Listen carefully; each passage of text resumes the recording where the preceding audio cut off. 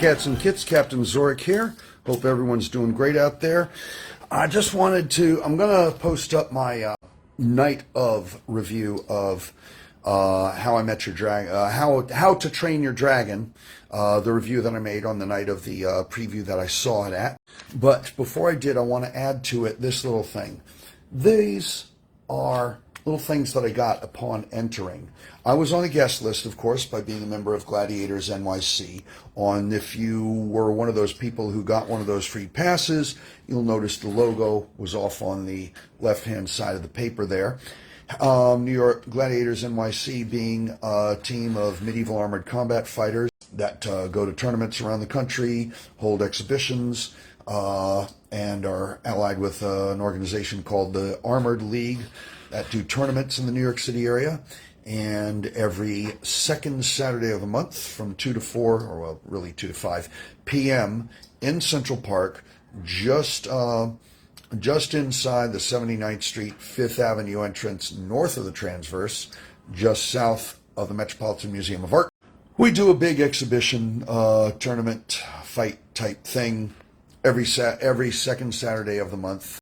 Anyway, what I want to show you, here's these things that I got when I walked in.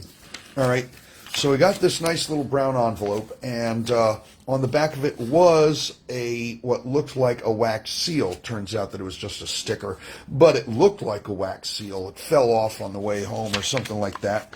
Inside, and with it, well, not on the inside of it. I'll show you what's on the inside of it last. But with it, I got this. This was a pass that got me into the special reserved seating in the best seats of the house. There were like 3 or 4 rows there from one end to the other, and I was lucky enough to find a seat smack dab in the middle. All right, let's see. Then we also got these little things. All right, these are Cinema Score. It says Audience Reaction Survey. And on one side of it, over this side here, says male, female, gender, male, female, non-binary, reasons for attending this movie. And the thing is, these are little tabs that you can tear off or tear open. Actor in lead role, actress in lead role, type of movie, comedy or horror, subject matter, characters or plot, or director. And on the other side of it, you've got grades, A or better, B, C, D, and F or worse, and your age, under 18, 18 to 24, 25 to 34, 35 to 49, or 50 and over. For the results of our surveys, visit cinemascore.com. Yeah, I should have looked at this and gone there before I turned on this computer, before I started this. But yeah, go to cinemascore.com. You'll see what the score was, and you'll decide whether or not How to Train Your Dragon, the new live-action version that's opening this month, is something you want to see. In any event, and to show it, you weren't supposed to tear off the tabs, just like pull them out a little. They're like perforated there, and then drop it in a basket on the way out. And this is one that I found on the floor or someone's seat that they didn't throw out, that they didn't get dropped in the basket. So I took that and this other one that I found on the floor, so as to show you what it was, and also to to show you what it was. That's basically what I picked them up for, because I filled out mine and dropped them in the basket. And let's see. Yeah, I gave it an A because I did no flaws detected. It was an excellent piece of entertainment. The setup, the characters, the acting, the effects, the payoff, all of it from beginning to end was absolutely satisfactory. I gave it an A. Let's see. Gender, male. Reasons for attending this movie, I said, I either said subject matters or type of movie. Probably subject matter. Characters or plot. Vikings, dragons, that sort of thing. How can I say no? Under age, well, you're just going to have to figure that out yourself. And this was the last thing in the envelope. It's a little letter. Greetings from Burke. That's what it says here. The heading there says How to Train Your Dragon. We're so excited for you to be one of the first audiences to see How to Train Your Dragon. Having the chance to return to this world and the characters was nothing short of a dream come true for me. It's a story that I hold close to my heart, so I welcome the challenge of revisiting it through the live-action lens and embracing all of the unique opportunities that it provided. From seeing our wonderful actors fully embody their roles, to expanding the mythology and enriching the immersive action, there was a wonder to be mined, and we did our best to bring it to the screen. I've learned through the years that How to Train Your Dragon means a great deal to a great many people. Our approach in this retelling was to honor those fans by crafting a worthwhile cinematic experience that aimed to bathe them in nostalgia while at the same time introducing the story and these characters to a whole new audience. The result is a movie that stays faithful to its source while delving deeper in additive ways. Our actors have brought rich dimension and truth to their characters, while our artists and craftspeople have created a world that feels compelling and grounded. The result is a sense of overall credibility that makes Berk and its inhabitants feel real. I guess Berk is the name of the land in which these particular dragon hunting Vikings lived. Though I'm still very proud of the animated original, this reimagining allows us to lean into the visceral, palpable experience of live action by delivering more of what Dragon fans love. My hope is that we have retained the heart, humor, and wonder of the source while injecting more thrills and richer feels. We hope you love the new film as much as we loved creating it. Please share your thoughts using hashtag How to Train Your Dragon and at HTTYDragon. I guess I was going to read the whole thing. Jean Deblois, writer, director, and executive producer. I thought that was a touching little note.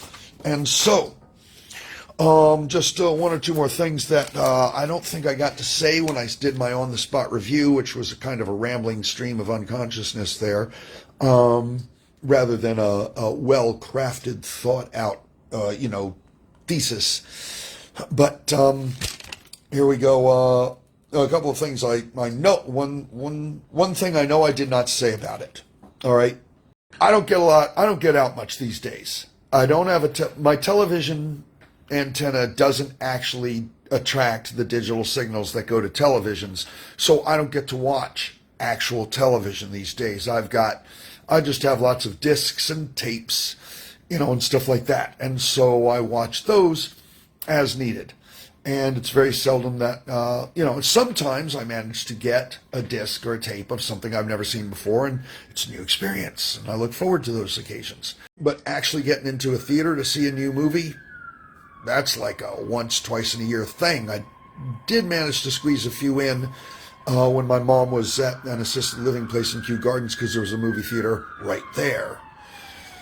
But in general, I really got a feeling of, wow, this is a movie I have absolutely no familiarity with and have no idea what's going to happen next.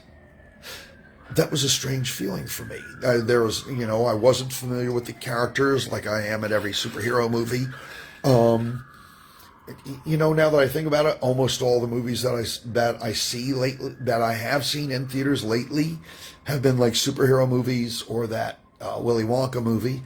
I did see that Indian version of Braveheart called, I think it was something Chana, and I did see Civil War, and I did see Smile, and I did see, no, Joker counts. Smile 2, that is.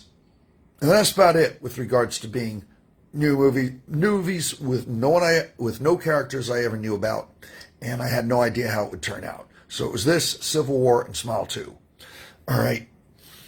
And I valued the experience of seeing something, and I had no idea what was going to happen next.